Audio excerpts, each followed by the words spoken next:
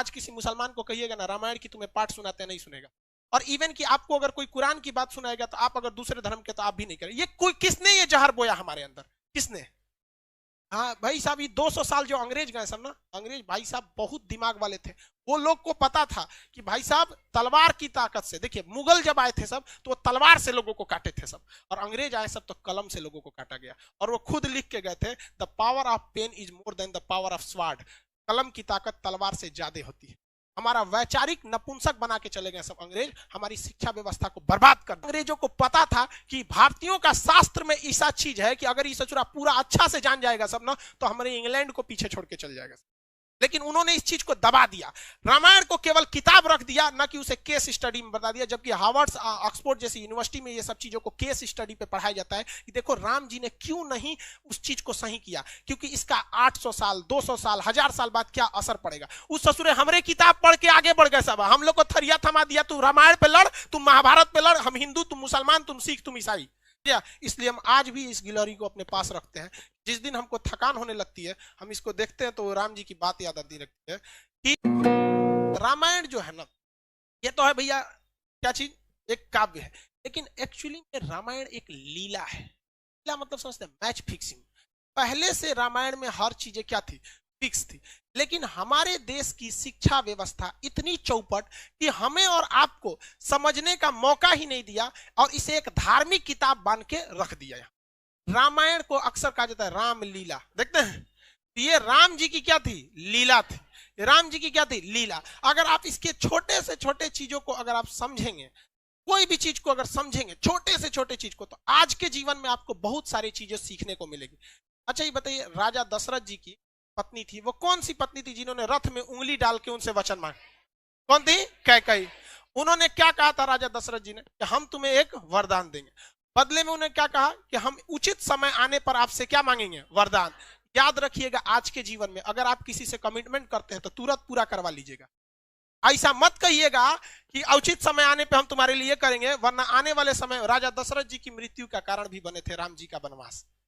कौन बर्दाश्त करेगा वहां पे राम जी का? लक्ष्मण जी को तो वनवास नहीं था, वो तो साथ में चले गए थे, भाई के स्नेह में चले गए थे कि नहीं?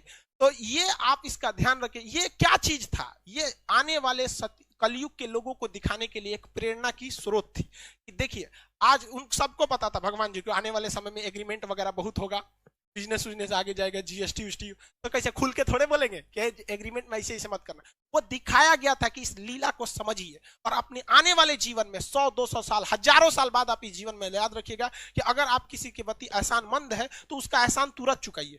उसको अगर फ्यूचर पे टालेंगे तो हो सकता है कि आपको ऐसा जगह आके चोट देगी, फिर आपको भी काम खत्म हो जाएगा। यहाँ पे तो अभी याद रखेंगे, यहाँ पे आप इस रामायण में बहुत सारी चीजों को देखेंगे जो आज के वक्त में आपको अपने जीवन में बहुत काम देंगे।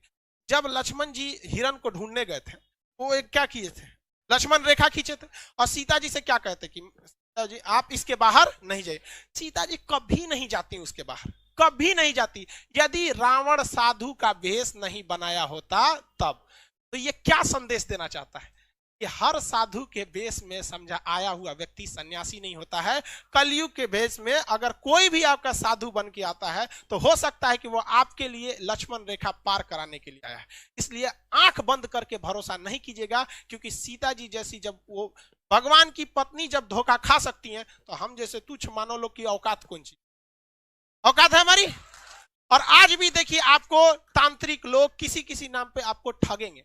ये एक लीला है, लेकिन हमारी सिस्टम में जब अंग्रेज आए थे तो इस तरह से पढ़ा के गए कि हमारे और आपके दिमाग पे एक ताला मार दिया कि बौद्ध ग्रंथों में कुछ भी है तो आप इसे नहीं पढ़ेंगे, क्योंकि आपके दिमाग पे ताला मारा गया है कि आप हिंदू हैं, आप मुसलमान हैं, आप सिख हैं। अरे भाई महात्मा बुद्ध ने कह के गए थे क्या कि हमसे तुमको कोई भी बौद्ध लोग ही हमसे अपनी तमन्नाओं को मांगना या हमारी मन्नत मांगना, अगर कोई मुस्लिम या हिंदू हमसे कोई प्रार्थना करेगा तो हम पूरा नहीं करेंगे? क्या मर्यादा पुरुषोत्तम राम कहते क्या कि अगर हमसे कोई सच्चे दिल से मुस्लिम अगर हमसे अपनी प्रार्थना करेगा उसने मुसीबत में तो हम उसकी पूजा नहीं, की प्रार्थना को नहीं सुनेंगे, कहेंगे भाग तू मुस्लिम है, क्या कहेंगे? नहीं। लेकिन हम लोग 200 साल तक अंग्रेजों के गुलाम रहे। देखिए मुगलों के वक्त में भी हमारी संस्कृति पे आंच आई थी, मुस्लिम शासक के वक्त आई थी, लेकिन उन लोग की सोच दूरदर्शी नहीं थी, वो केवल हमारे सामाजिक क्षति की है। लेकिन जब अंग्रेज का शासन आया ना, मेंटली बर्बाद कर दिया सब। जिसका खामियाजा आज भी हमें भुगतना पड़ता है। जबकि ये साफ संदेश था राम जी का कि देखिए हमारी खुद की पत्नी भी धोखा खा सकती है, तो आप आदमी किस दे। इसलिए जब कभी भी कोई धार्मिक चीज में अगर आए तो उसे एक बार जांच परख लीजिएगा। हम ये नहीं कहते हैं कि सब गलत है, लेकिन जांच परख जरूर लीजिएगा। जब लंका में जाया जा रहा था, तो लंका में जब जाने के वक्त में भी देखिएगा, जब वानर लोग पुल बना रहे थे, वानर लोग क्या बना रहे थे, पुल बना रहे थे, तो उसमें गिलहरी भी ईंटा लेके ढोती थी सब। अब गिलहरी की औकाते कितना, इतनी इतनी ईंटा लेके घूम रहे थे, देखो बंदर उठा के फेंक दिया गिलहरी को, क्योंकि भाग यहाँ से डिस्टर्ब करने आई है यहाँ पे। तो राम जी के पास गिरी थी और उसको तो चोट लग गया। तो राम जी अपने उंगली से ऐसे सहला दिए थे, तो गिलहरी के ना पीठ पर आप देखेंगे ना 3 ठो निशान होता है। गिलहरी के पीठ पर 3 निशान होता है। तो ये कहा गया कि राम जी का ये क्या है, निशान है। और राम जी ने अपने जीवन का सबसे बड़ा उपदेश उस बंदर को बुला के दिए थे, वानरी सेना को, कहते इधर आओ, सबका क्लास लिए थे, चलो सब लोग यहाँ मारा कैसे वहां पे। और उन्होंने, राम जी घुसियाने वाले नहीं थे, लक्ष्मण जी इतनी भड़कीले टाइप के थे, नाके काट दिए सुपने खा। आज भी हर लड़की किसी भी लड़के को प्रपोज करने से डरती है, क्योंकि उसको याद है ससुरा हमरा एक बार रामायण के समय लक्ष्मण जी काट दिए थे। लड़का डरता है कि कहीं तमाचा मत मार दे, लड़की डरती है नकिए मत काट दे। खैर ये मजाक वाली बात है, इसको सीरियस नहीं। तो राम जी ने क्या कहा था कि देखो, मायने ये नहीं रखता है कि तुम कितना किए हो, मायने ये रखता है तुम कितना कर सकते हो। बंदर लोग जो है वानरी सेना, तुम्हारी क्षमता ज्यादा है, तुम बड़े बड़े पत्थर को उठा सकते हो, लेकिन गिलहरी ने उतना बड़ा पत्थर उठाया जितनी इसकी औकात थी। इसलिए अगर कामयाब होना चाहते हो तो ये मत सोचना आज के समय में कि तुमने कितना पढ़ाई किया, बल्कि अपने आप से पूछना कि आज हम कितना पढ़ सकते थे। समझ में गया? इसलिए हम आज भी इस गिलहरी को अपने पास रखते हैं। जिस दिन हमको थकान होने लगती है, हम इसको देखते हैं तो राम जी की बात याद आती लगती है कि ये मरा हुआ जिंदा इसमें रहेगा। हमको आज भी जब भी थकान होती है तो हम इसको देखते हैं, याद आती है कि जिंदगी में ये मत सोचना तुमने कितना किया, सोचना कि तुम कितना कर सकते थे। समझ में आया कि नहीं? तो पहला आपने ये देख लिया। उसके बाद आपने देखा कि लक्ष्मण जी को क्या लग गया था, तीर लग गया था, और शक्ति बाण के नाम से वो तीर था, बहुत खतरनाक, उसमें मंत्र वगैरह था। पहले के समय में तीर खतरनाक नहीं थे, मंत्र खतरनाक थे। उसको कुछ पढ़ के मार देता था रावण वगैरह, मार यहाँ पे। तो आप जरा देखिए, राम जी के अपने भाई को जब तीर लगा था, तो राम जी विष्णु भगवान के अवतार थे। एक बार राम जी उस तीर लगे हुए जगह पे हाथ रख देते तो क्या वो जख्म सही नहीं हो जाता? हो जाता कि नहीं? लेकिन राम जी तो भैया ठहरे भगवान, उन्हें पता था कि आने वाले कलयुग में बहुत सारे ऐसे तांत्रिक घूमने लगेंगे जो कहेंगे कि मर्यादा पुरुषोत्तम राम ने जो मंत्र पढ़ा था, मैं उसी मंत्र को पढ़ के आपके AK-47 का गोली लगा है साफ कर देंगे, बिच्छी काटा है साफ कर देंगे, सांप काटा है साफ कर देंगे। इसलिए राम जी अपने भाई को तड़पते हुए छोड़े और कहे हनुमान जी को कि जाइए आप हिमालय से संजीवनी बूटी लाइए, जो हनुमान जी को दिखाता है कि यदि समय रहते अगर आप मेडिकल सुविधा ला सकते। आज के समय में अगर आप देखेंगे, मजाक में सेंस में ना लेंगे तो आज के समय में वो एम्बुलेंस को दर्शाता है। आप इसे मजाक के सेंस में ना लेंगे तो आज के समय में एम्बुलेंस को दर्शाता है और मेडिकल दवाओं को दिखाता है कि अगर आपको कोई तकलीफ है तो आप तुरंत जाइए डॉक्टर के पास, देर मत कीजिए और दवाइयां लाइए। वरना राम जी को क्या, आपको क्या लगता था राम जी के पास शक्ति ना है? अरे भाई साहब, बड़का बड़का लीला करके यहाँ पे वहां जो दिखाता है। लेकिन आज के समय में हम लोग, क्योंकि भारत अंग्रेजों को पता था कि भारतीयों का शास्त्र में ऐसा चीज है कि अगर ये सचुरा पूरा अच्छा से जान जाएगा सब ना, तो हमारे इंग्लैंड को पीछे छोड़ के चल जाएगा। लेकिन उन्होंने इस चीज को दबा दिया, रामायण को केवल किताब रख दिया, न कि उसे केस स्टडी में बता दिया। जबकि हार्वर्ड, ऑक्सफोर्ड जैसी यूनिवर्सिटी में ये सब चीजों को केस स्टडी पे पढ़ाया जाता है कि देखो राम जी ने क्यों नहीं उस चीज को सही किया, क्योंकि इसका 800 साल 200 साल 1000 साल बाद क्या असर पड़ेगा। उस ससुरे हमरे किताब पढ़ के आगे बढ़ गए सब, हम लोग को थरिया थमा दिया, तू रामायण पे लड़, तुम महाभारत पे लड़, हम हिंदू तुम मुसलमान, तुम सिख तुम ईसाई। लेकिन आज भी हम लोग नहीं समझते हैं इस चीज को, आज भी आप लोग समझिए इस चीज को। और दूसरा देखिए, आप आगे हर चीज को अगर आप देखेंगे, बहुत सारा चीज का महाभारत उसमें देखेंगे आप, रावण मारा गया क्यों? अपने भाई को क्या किया था, बता दिया था। जबकि रावण नहीं मारा जाता अगर वो अपने भाई को नहीं बताता कि मेरी नाभि में अमृत। इसलिए ये क्या दर्शाता है? ये यही दर्शाता है कि अगर आप किसी राज को चाहते हैं छुपा लेना, इसका सबसे अच्छा तरीका है कि किसी को ना बताएं। क्योंकि अगर आप अपने करीबी को कोई राज बताते हैं तो करीबी का भी कोई ना कोई करीबी होता है। इसलिए अगर आप चाहते हैं तो किसी को ना बताएं, स्पेशली महिला को तो बताइए मत। आप बुरा मानिएगा लेकिन ये चीज हकीकत है। किसी महिला को बताइएगा ना, हाई बात मत बताना, तो अपनी सहेली को बताएगी और उसको भी कहेगी किसी को बताना नहीं, और वो पूरा लॉज पीट देगी हल्ला, और सबको यही बात कहा जाएगा किसी को बताना नहीं। पहले के वक्त में मीडिया नहीं था तो महिलाएं ही मीडिया का काम करती थी। कोई खबर पहुंचाना है एगो दादी को कह दो, पूरा मीडिया का काम हो। तो इस चीज को आप समझिए, ये केस स्टडी है। राम जी बड़ा बड़ा लंका जलाया गया, ये हुआ, ये सारा चीज, लेकिन जब वनवास काट के जब वो घर आए, तो घर पे आए तो सबको पता है कि सीता जी 83 दिन तक लंका में थी, लेकिन रावण को श्राप भी तो था कि अगर वो सीता जी को गलत नियति से टच भी करता है तो भस्म हो जाएगा, था कि नहीं था? पूरी दुनिया जानती थी कि सीता जी एकदम पवित्र है। लेकिन जब वो अयोध्या पहुंची तो राम जी के लोगों ने सवाल उठा दिया कि सीता जी को अग्नि परीक्षा देनी पड़ेगी।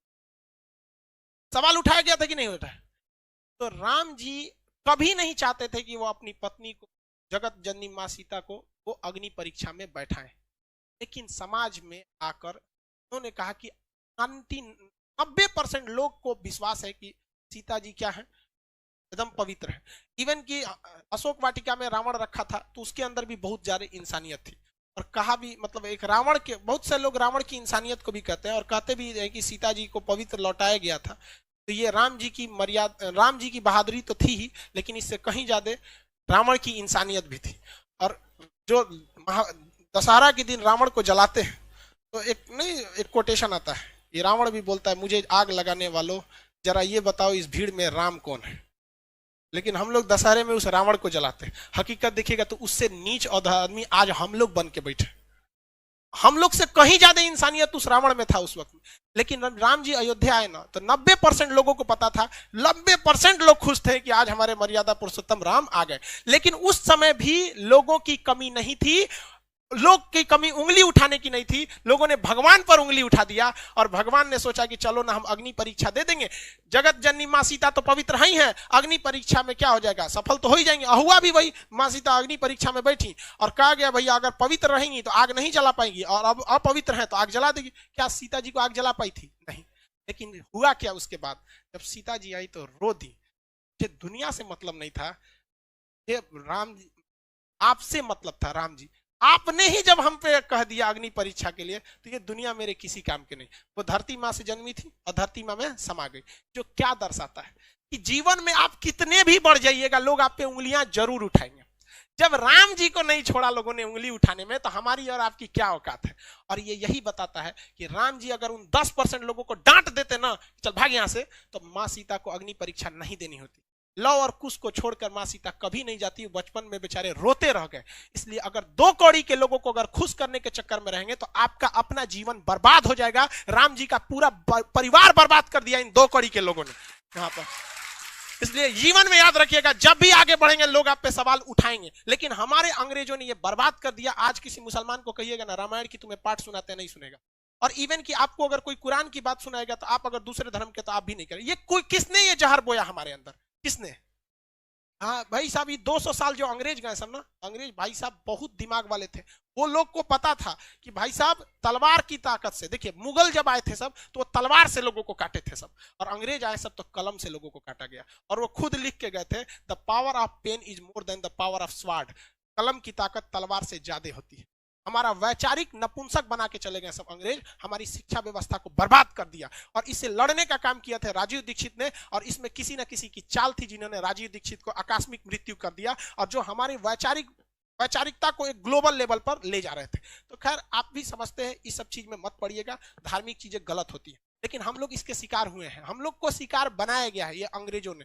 नजरों को समझ में नहीं आता, धीरे धीरे विकास होगा। लेकिन आप अगर समाज को देखेंगे ना तो समाज का एक ऐसा हिस्सा है जो अब इस सब चीजों से हट रहा है। उसे नहीं मतलब है कि धार्मिक चीजें क्या है, हिंदू सिख ईसाई क्या है, वो अब इंटेलेक्चुअल पे जा रहा है। लेकिन समाज का एक हिस्सा ऐसा भी है जो ससुरा इसमें और ज्यादा क्या होते जा रहा है, बनते जा रहा है। अगर आप पढ़े लिखे हैं आप इस चीज को समझिएगा। तो रामायण क्या है, एक तरह की लीला है जो बताता है कि भाई साहब आप सबको संतुष्ट नहीं कर सकते।